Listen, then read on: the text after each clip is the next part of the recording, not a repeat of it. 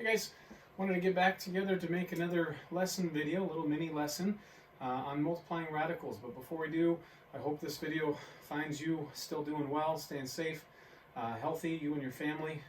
Please reach out to me if there's any way that I can help in any way during this time. So we're going to take a look at, in this lesson, multiplying radicals. We've dealt with simplifying square roots, we've dealt with simplifying cube roots, we've dealt with adding and subtracting radicals. Today I want to take a look at multiplying radicals. Okay, so I've got a pretty short mini lesson here for you that I think will help in this process of multiplying radicals. So let's take a look at some notes and then we'll get going into some examples. All right, so just like I've done in the last couple lessons, let's start with a little bit of a review. I'm doing this intentionally because I think it's really important when you're working with radicals that you keep these three rules with radicals in mind.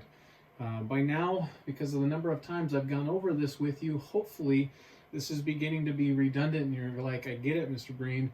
I completely understand what these three rules are. But once again, the three rules with radicals. 1, we are to leave no perfect factors, that is, numbers that can be divided into the radical. They can't be perfect factors, that is perfect squares if we're dealing with a square root.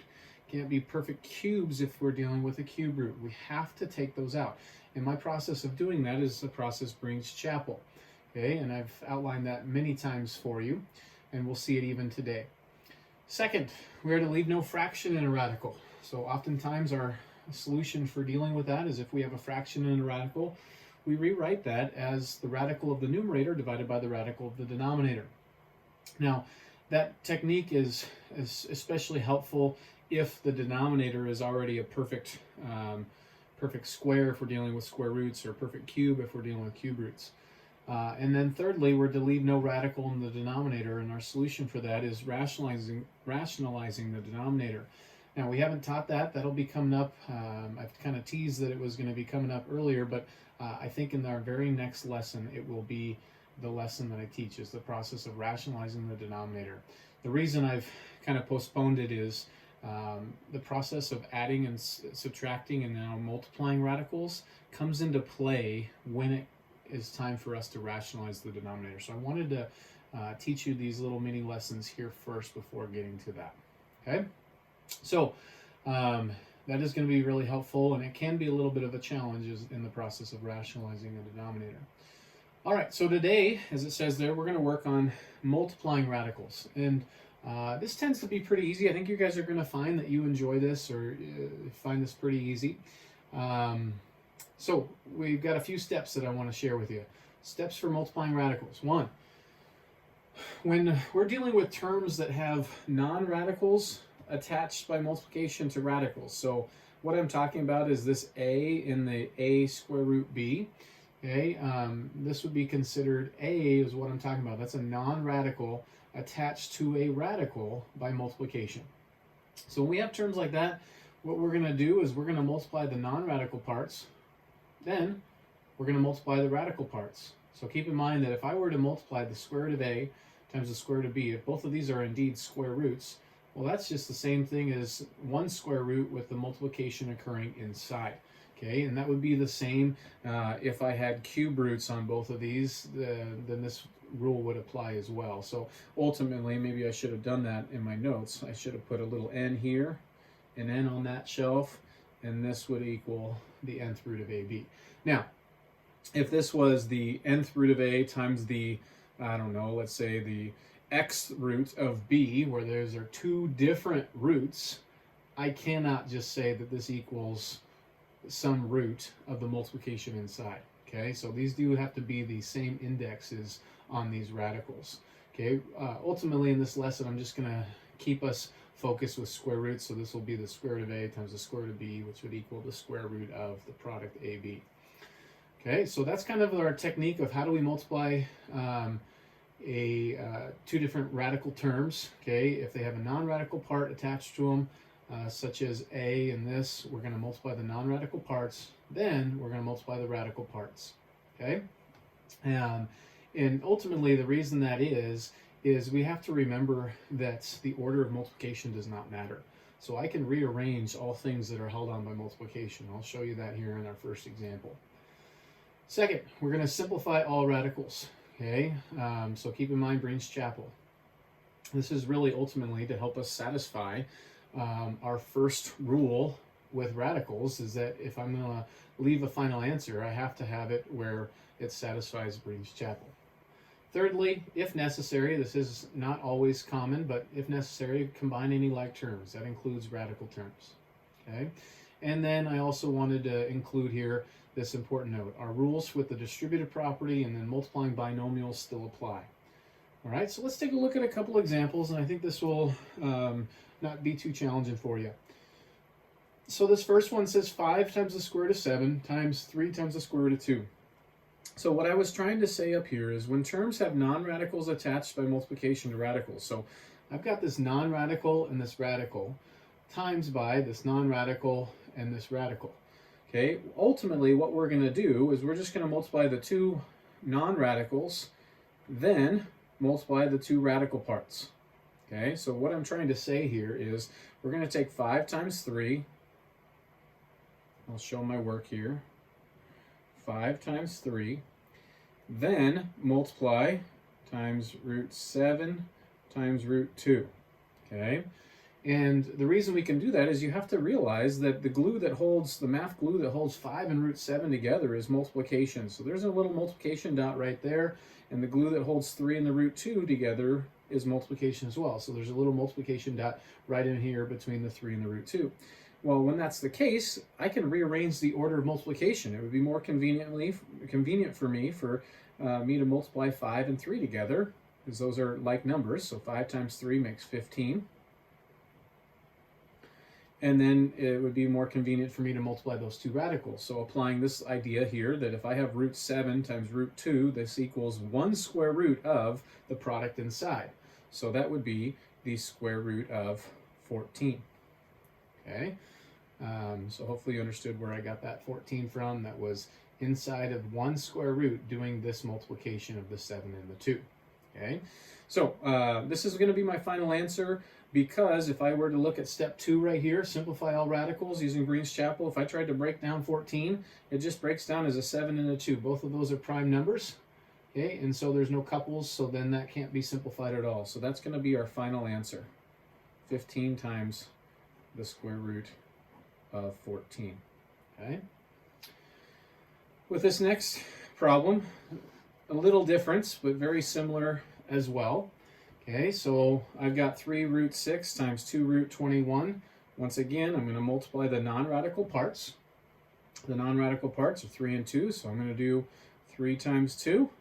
And then I'm going to multiply the radical parts, root 6 times root 21.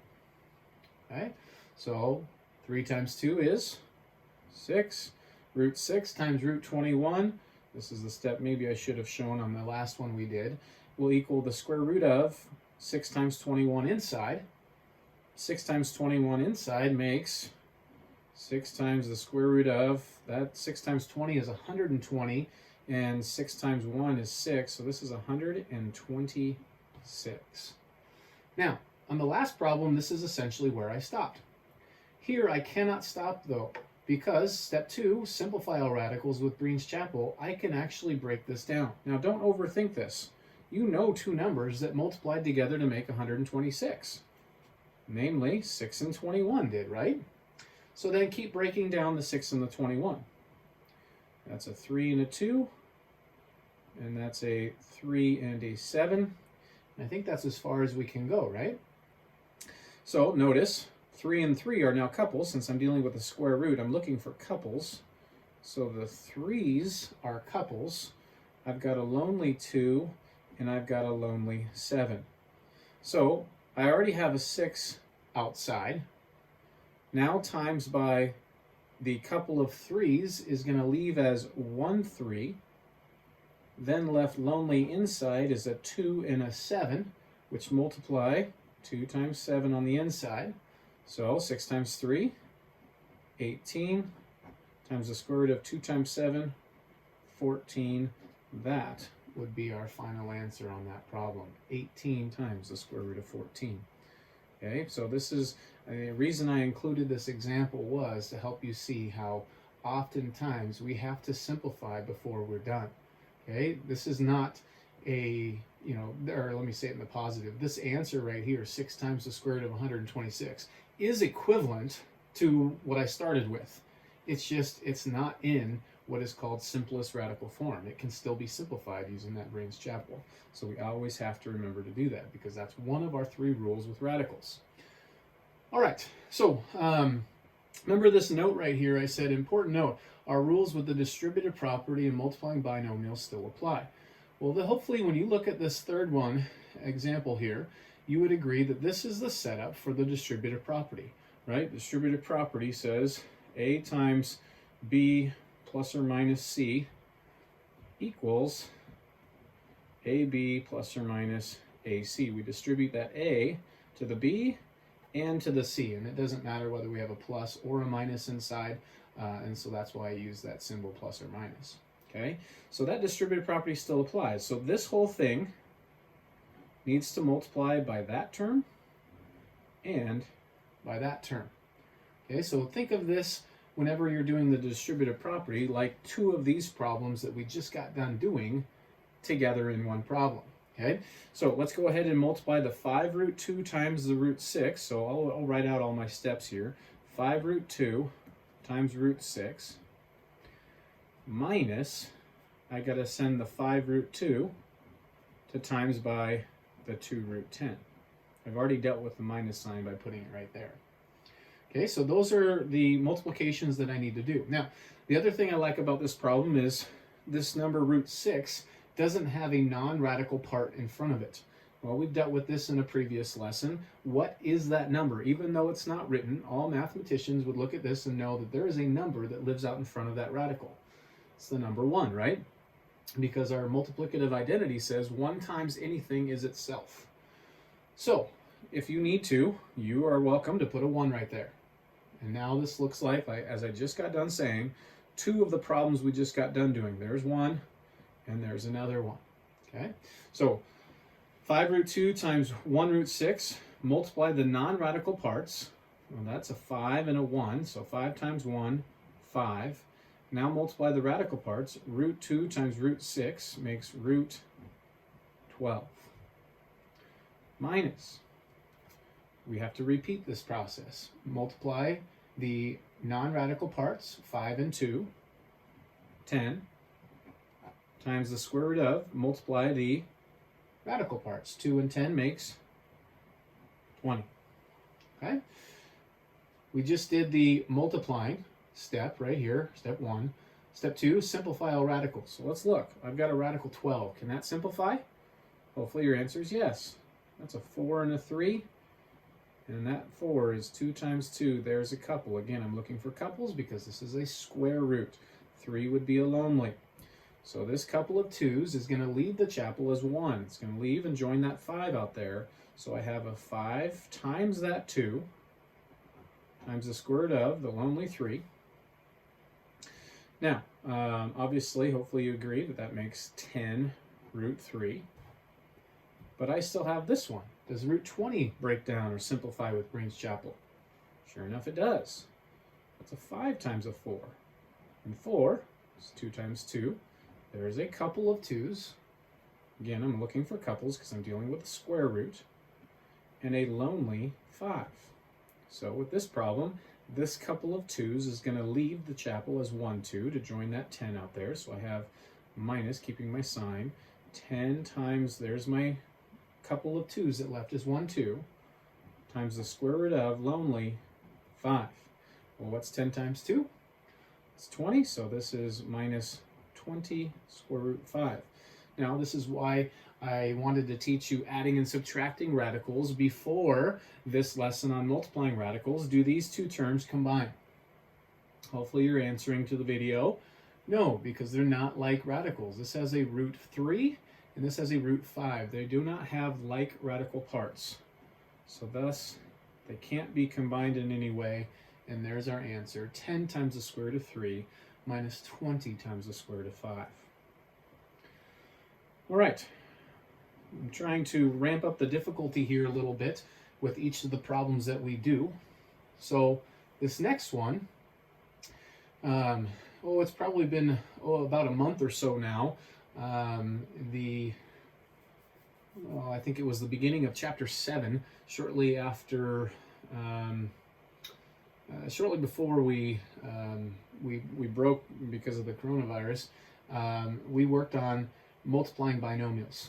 Okay, and when you had a binomial times a binomial, I taught you 3 different ways you could do this.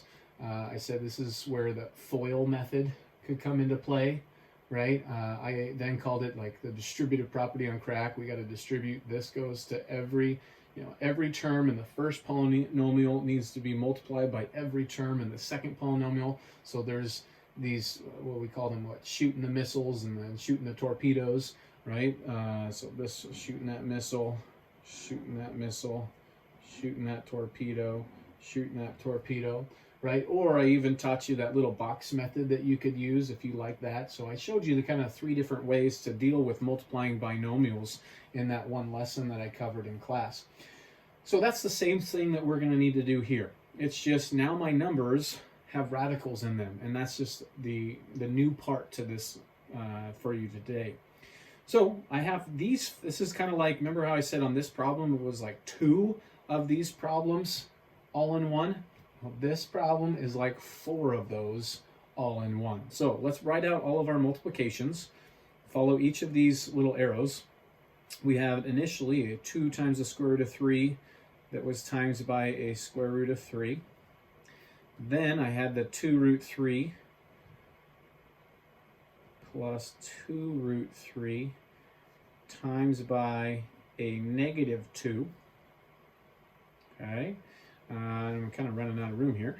And then we'll say plus, and now I'm shooting my torpedoes, this 3 root 5 is going to be times by the root 3. And then plus this 3 root 5 is going to be times by negative 2. Okay, so sorry for running out of room. Hopefully you can follow that. I've got this 2 root 3 times the root 3 plus 2 root 3 times the negative 2 plus 3 root 5 times the root 3 and plus 3 root 5 times the negative 2. Okay, it's the same process of multiplying binomials. So let's tackle each of these.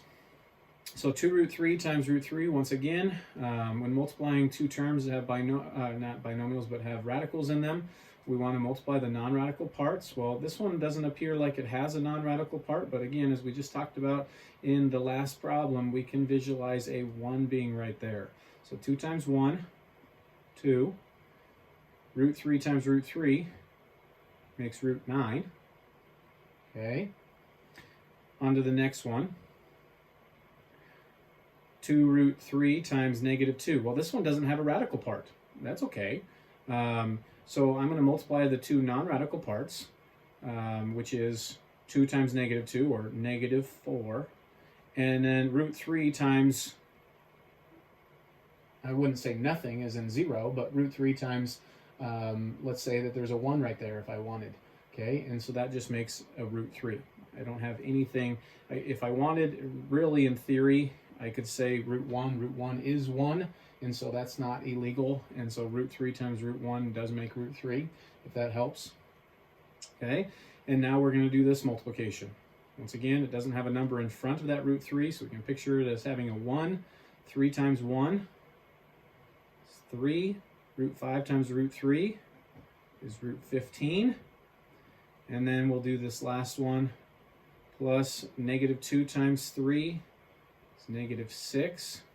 Again, this negative 2 doesn't have a radical with it, but if I wanted to think of it as having 1, I could say root 1 again. You know, that's kind of off the page there. So root 5 times root 1 is root 5. Okay, so let me rewrite that all in one string here. And then plus negatives makes a minus, right? So 2 times the square root of 9 minus 4 times the square root of 3 plus 3 times the square root of 15 plus negative, so minus 6 times the square root of 5. Okay, now we're not necessarily done. This was just us doing step 1 here, okay, where we were multiplying. Now step 2 says we need to simplify all radicals. So you need to ask yourself, I've got radicals in all 4 of these terms. Do any of them simplify? Hopefully you're saying yes. This root 9. Root 9 is just, hopefully you know that, as a perfect square. If you don't, okay, that's a 3 and a 3. There's your couple of 3s. Okay, and no lonelies. So that's if there's no lonelies, there's no chapel, right? We've shared that part of the analogy with you before. So this is just one couple of 3s that's going to leave as 1 3 to join that 2 out there. So that's 2 times 3, or 6, minus 4 root 3. Again, no lonelies on that first term, so no chapel. So it's just 6, minus 4 root 3, plus 3 root 15, minus 6 root 5. You might be saying, Mr. Breen, root 15 breaks down. Yes, it does break down, but it does not have any couples. It breaks down as having factors of 3 and 5, but those are both prime, and so there's no couples, so it actually does not simplify. Okay, so are any of these terms like terms? This is me looking at the third step. Combine any like terms, and no, they're not. Okay, now one last thing that I want to share before I close this video is we could have done a little bit of a shortcut here on this first one. Those of you that have been watching this, maybe you already picked up on that. But we in this problem, we did a root 3 times a root 3. Notice I took a radical and I times by itself. Hopefully you would agree, since I times by itself, that's the same thing as squaring. Okay? Well, if that's the case, what does a square and a square root do to one another? As I always say in class, they kill each other off. They're inverse operations of one another. Squaring and square rooting are inverse functions or inverse operations. So that just makes 3. Okay, so we can generalize something here right now that would be helpful to you. If I have root a times root a, this is just going to equal a. Okay, so that's a good fact for you to know. Yeah, so I just wanted to make sure I highlighted that for you. You're going to see that in the next lesson when we're talking about rationalizing denominators done a lot. And so that's why I wanted to make sure that I point that out to you right now. Okay, and so it was an opportunity for a little bit of a shortcut. Back here, if this was a problem that I was actually doing on my own, not in the teaching video, I would have said, well, 2 root 3 times root 3. Well, the root 3 times root 3 just makes 3. 3 times 2 makes that 6, and I would have gone right from here to writing a 6 instead of the 2 root 9 and then simplifying my 2 root 9. Okay, also, I probably, even if I did write that, I probably would not have done my factor tree. Hopefully you can recognize the root 9, or that 9 is a perfect square, so the square root of 9, we're looking for what times itself makes 9. Well, 3 does, right? And so we didn't need to necessarily draw that factor tree. I just wanted to for an opportunity to show my work and help somebody that might not be tracking with that, and that's okay. Okay, so anyways, I hope that this helps. Hope this video is profitable for you to help with multiplying radicals. So be watching online for a worksheet to continue to practice this. And as always, let me know if you have questions. I'm pretty quick to be able to get back to you if you've got questions, and that's what I love to do. I love to help. So once again, hope this helps. Hope this video finds you safe and healthy. And until next time, we'll see you later.